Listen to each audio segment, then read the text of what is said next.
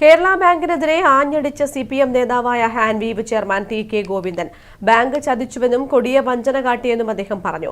ഹാൻവീവിന് സർക്കാർ ഗ്യാരണ്ടി നിന്നിട്ടും 8 കോടിയുടെ വായ്പ നിഷേധിച്ചത് ചൂണ്ടിക്കാട്ടിയായിരുന്നു TK ഗോവിന്ദന്റെ വിമർശനം.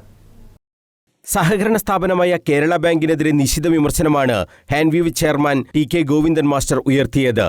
ഹാൻവീവിന്റെ വികസനവുമായി ബന്ധപ്പെട്ട് 8 കോടി രൂപയുടെ വായ്പക്ക് അപേക്ഷിച്ചു. ആദ്യം തരാമെന്നു പറഞ്ഞു. എന്നാൽ സർക്കാർ ഗ്യാരണ്ടി നിൽക്കണം എന്ന് ആവശ്യപ്പെട്ടു. സർക്കാർ ആദ്യം ഇതിന് വിസമ്മതിച്ചു. കേന്ദ്ര സർക്കാർ ഗ്യാരണ്ടിയും വായ്പാ പരിധിയുടെ ഗണത്തിൽപ്പെടുത്തിയതാണ് സർക്കാർ ആദ്യം മടിച്ചു നിൽക്കാൻ കാരണമായത്. പിന്നീട് മുഖ്യമന്ത്രി ഇടപെട്ടു. സർക്കാർ ഗ്യാരണ്ടി നിന്നു.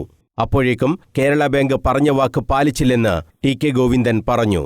ചതിയും വഞ്ചനയുമാണ് കേരള ബാങ്കിന്റെ ഭാഗത്തു നിന്നും ഉണ്ടായതെന്ന് അദ്ദേഹം തുറന്നടിച്ചു.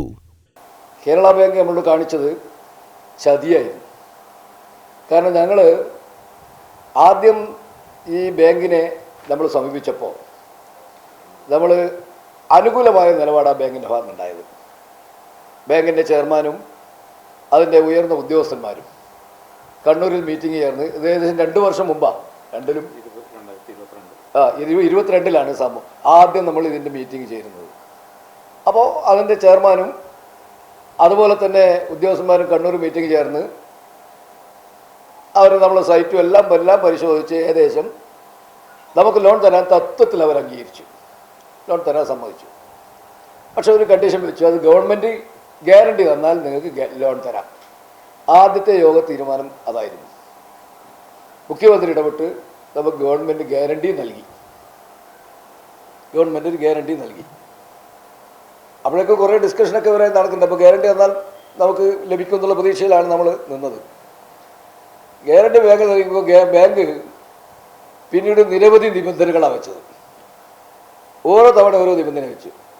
അതിനുവേണ്ടി എത്രയോ സമയവും പണവും നമ്മൾ ചിലവാക്കി. അതിൻ്റെ പ്രോജക്റ്റ് തയ്യാറാക്കാൻ, അതിൻ്റെ മീറ്റിങ്ങുകൾ ചേരാൻ നിരവധി തവണ 2 വർഷം ഈ ബാങ്ക് തരാം, ഗ്യാരണ്ടി നിന്നാൽ തരാമെന്ന് പറഞ്ഞ ബാങ്ക് 2 വർഷം ഞങ്ങളെ പല വിധത്തിലും തടസ്സങ്ങളുണ്ടാക്കി. വായ്പ തരാൻ കഴിയില്ലെന്ന് ആദ്യമേ പറഞ്ഞിരുന്നുവെങ്കിൽ ഇത്രയും സമയവും പണവും ഹാൻവീവ് ചെലവഴിക്കില്ലായിരുന്നു. ആരോടും ഇത്തരത്തിലുള്ളൊരു ചതി കേരള ബാങ്ക് പോലുള്ള ജനകീയ സ്ഥാപനം ചെയ്യരുതെന്നും അദ്ദേഹം ആവശ്യപ്പെട്ടു.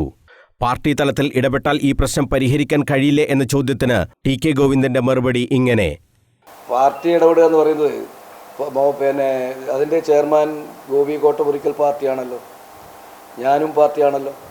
ഞങ്ങൾ രണ്ടുപേരും പാർട്ടിയാകും. പിന്നെ അതിനപ്പുറത്തൊരു പാർട്ടി ഇടപെടേണ്ട കാര്യം എന്തായാലുള്ളത്? അതുകൊണ്ടാണല്ലോ ഇത് കൊടുക്കണമെന്ന് ഗോപി പറഞ്ഞത്. അതിൻ്റെ പ്രസിഡന്റ് പറയുന്നത് ഇത് കൊടുത്തിരിക്കണം എന്നല്ലേ. അത് നമുക്ക് പറയാൻ പറ്റുന്ന കാര്യമില്ല. അതിപ്പോൾ പ്രസിഡന്റ് പറഞ്ഞിട്ടും ആ ഉദ്യോഗസ്ഥർ ചെയ്യുന്നില്ലെങ്കിൽ അതാലോചിക്കേണ്ടത് അവരാണ്. HDFC ഉൾപ്പെടെയുള്ള ബാങ്കുകൾ വായ്പ തരാം എന്ന് തങ്ങളോട് പറഞ്ഞിരുന്നതാണ്.